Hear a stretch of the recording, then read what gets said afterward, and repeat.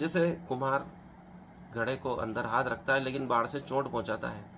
दोनों ही काम एक साथ कृष्ण कर रहे हैं, उसे समझा भी रहे हैं और उसे सहला भी रहे हैं और कटु शब्द बोलकर उसे सही दिशा की ओर प्रेरित कर रहे हैं। ये ठीक एक शिक्षक की भांति कार्य किया जा रहा है ताकि सभी बच्चे एक समान रूप से पढ़ने में सक्षम हो सके। जो नहीं पढ़ते उसका भी ध्यान शिक्षक को होता है, उसे मारना भी पड़ता है तो वह उसे हल्की सी चोट पहुंचाकर, जैसे कुम्हार बाहर से चोट पहुंचाता है, उसे पढ़ने के लिए प्रेरित करता है ताकि वह भी समाज में एक योग्य व्यक्ति बन सके।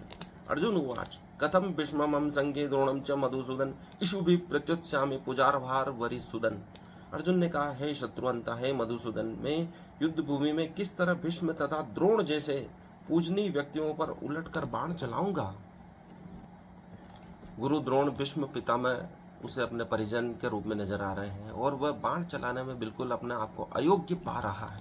5वां श्लोक कह रहता है, गुरु नत्वा ही महानुभावान शयम भोक्तुम वैक्षम्पि लोके हत्वार्थ कामांस्तु गुरु निहैव वज्जी भोगान रुधिर प्रदिग्धान। अर्थात ऐसे महापुरुषों को जो मेरे गुरु हैं उन्हें मारकर जीने की अपेक्षा इस संसार में भीख मांगकर खाना श्रेष्ठ है। भिक्षा मांग लूंगा लेकिन इन्हें नहीं मारूंगा।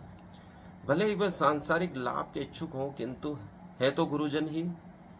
यदि उनका वध होता है तो हमारे द्वारा भोग्य प्रत्येक वस्तु उनके रक्त से सनी होगी। ऐसी जीत प्राप्त करके भी क्या होगा जिनमें उनका खून मिला है, श्रोणित मिला है, रुधिर मिला है। मुझे बार बार यही याद आएगा कि इनको मारकर मैं ये सुख सुविधाएं उपयोग में ला रहा हूँ।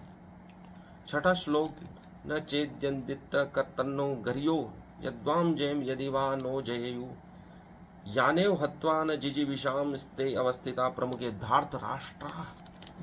हम यह भी नहीं जानते कि हमारे लिए क्या श्रेष्ठ है। अर्जुन दिग्भ्रमित हो गया है कि वह समझ नहीं पा रहा है कि मुझे क्या करना श्रेष्ठ है, उनको जीतना या उनके द्वारा जीते जाना। यदि हम धार्त राष्ट्र अर्थात धृतराष्ट्र के पुत्रों का वध करते हैं तो हमें जीवित रहने की आवश्यकता नहीं है। फिर भी वे युद्ध भूमि में हमारे समक्ष खड़े हैं। अर्थात अर्जुन ये समझ नहीं पा रहा है कि उसके लिए क्या करना सही है, युद्ध करना या नहीं करना। वह दिग्भ्रमित होता जा रहा है। और 7वें श्लोक में कहता है, कापर्ण्य दोषो अब स्वभाव पृच्छामि त्वां धर्म सम्मूढ़ चेता यच्छ्रेयस्नाशिष्टतम ब्रूहि तन्मे शिष्यस्ते अहम शादि माम त्वां प्रपन्नम। अब मैं अपनी कृपण दुर्बलता के कारण अपना कर्तव्य भूल गया हूँ।